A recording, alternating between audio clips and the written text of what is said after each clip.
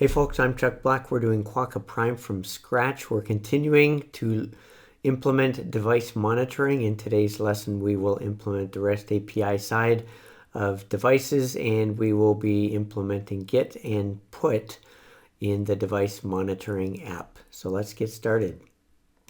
Okay, so we've implemented reading the YAML file in our device monitor code, and that is working. What we need to do is implement this stuff that we stubbed out, specifically get devices and update device. So we want to be able to get the information and write it into the Quakka service and read it from the Quakka service. So I've implemented that in the device monitor before, but we're not going to use that. What we're going to use is the stuff that we've already implemented in the host monitoring app. So as you can see in the host monitor, we have get hosts and we have update host. And so what we'll do is we'll do get device and we will do update device in a similar manner to what has been done here. In addition to this, we also need to modify the quokka-server. Here we're handling the host endpoint. We need to handle the devices endpoint as well. So that's what we'll be doing in this lesson. So the first thing that we'll do is we'll modify the Quakka Prime server in order to add the appropriate devices routes. Now the first thing I'm going to do here in hosts is get rid of the post because we don't need that. We're not using it. So we can just get rid of that. Now the next thing, I see that I have global hosts. I will need global devices. This is where I'm going to be storing things in this implementation. And now what I can do is I can copy this existing host code and then I can paste it down here and modify it according to my need to implement devices. So this is the pattern that I'm going to use, is what I've done before. I'm going to change the occurrences of host to devices. I could use like a Control R to replace things if I wanted to, but I'm going to do them by hand. I'm getting rid of post as an allowable method. You can see that. So let me go through and change these devices to, or these hosts to be devices. Now I'm going to be returning that. As you can see here, one of the things to note is that when with hosts we use host name. With devices we just use name, and I do that with services as well. So I just got to make sure that I do this correctly. So I'm getting rid of the hosts, and I'm gonna kind of trying to remember what I'm gonna call this, and I realize I'm just calling it name. So I'm doing this where I'm getting rid of name, and now the data that I get back from JSON is going to be device data, and so I need to make sure that I change that and I set global devices based on the data that I've received in that put request. So looking over this, it seems like I've gotten everything done. It was pretty straightforward. I should be able to handle devices request, and now we can move on. Okay, the next thing I'll need to do is to replace these stubbed out functions, get devices and update devices, with actual code. I'm going to pattern get devices off of my get hosts from the host monitor. So I'm going to copy that code and I'm going to just paste it right into get devices. Now the first thing that you'll notice here is that requests is giving me a red squiggly. That's because I haven't imported it. PyCharm will do that for me if I ask them to, and I have done that. I'm just going to clean it up here at the top. I didn't have to type that in. And so now I need to go through and do the same thing I did before. I'm changing my endpoint to be devices here. I'm going to change my error messages and my print statements to reference devices rather than hosts. So I've done that in 2 error messages, and now in the successful, I can go ahead and change that to devices as well if I can figure out how to spell it properly. And everything else, as I look over this, I don't really have to do anything else. The meaningful thing that I did here was I changed the endpoint, and pretty much everything else is print statements.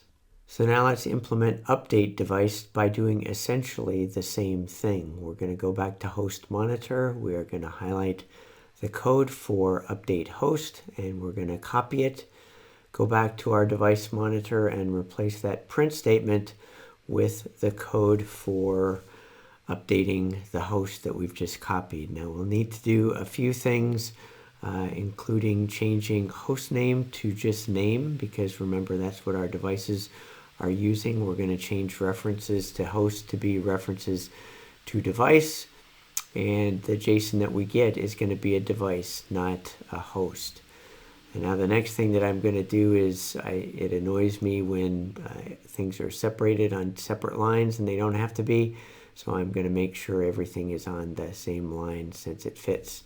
So I'm going to do some of the cleaning work to get rid of hosts, but one thing I'm going to do is a Control R and say change every reference to host to be device, and then I need to use these up and down arrows, etc., to appropriately skip the ones I don't want to change, like localhost, don't want to change that, but I do want to change host name. In that situation, I just want it to be name. In other situations where I want host to be device, I can click on replace, and that will work faster than me typing it, and it also ensures that it's correct and not screwed up. So this is my update device code. It's looking like it's supposed to look. So the next thing we can do is test it.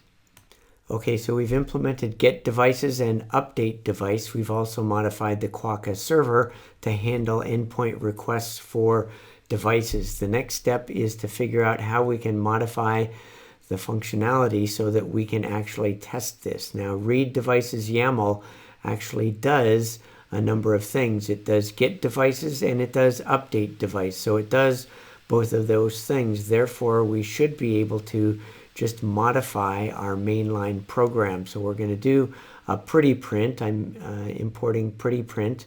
And what I'm going to do is, after I've done read devices YAML, then I'm just going to do a pretty print. And what I'm going to print is this call to get devices. So I'm going to actually get devices from the RESTful API when I print things out. Now, before I print it out, I'm going to do a little bit of nice stuff beforehand, a couple of carriage return line feeds, print out something that says, hey, this is what it is, so that it's easy for me to identify when we actually run the code. So now I need to start the web service. I do flask run as I did before. It's up and running and it's waiting for, you can see we've done a host request already. That was from my host display running in the background. Here's my Python program that I'm running, where I say python3 device monitor.py. When I do actually run it, you're going to see it go by very quickly. There it is on the right. You can see I've done get requests. I've done put requests for putting my devices into my web service. So that all is good, my 3 different devices. And I've done some gets. So let's look at the output. If we go to the top, you can see that this is where I ran the program. This is where I read in the YAML and I updated it via the RESTful API. And then I did this get in the pretty print, and these are my devices that I have printed out. I have my iOS XE sandbox device there. I have my iOS XR sandbox below that. And the last one there is my NXOS sandbox device. So it looks like it worked, and it seems like we have been successful. Okay, let's review what we talked about first. In Quakka Prime Server, we added devices endpoint for handling those REST requests. Within the device monitor, we created the code to get devices and to update devices. We also added to the code in the main line to print out the output of get devices so we could see that the gets and the updates worked. And sure enough, here is the output for the Quakka server, and you can see that we have gets and we have puts.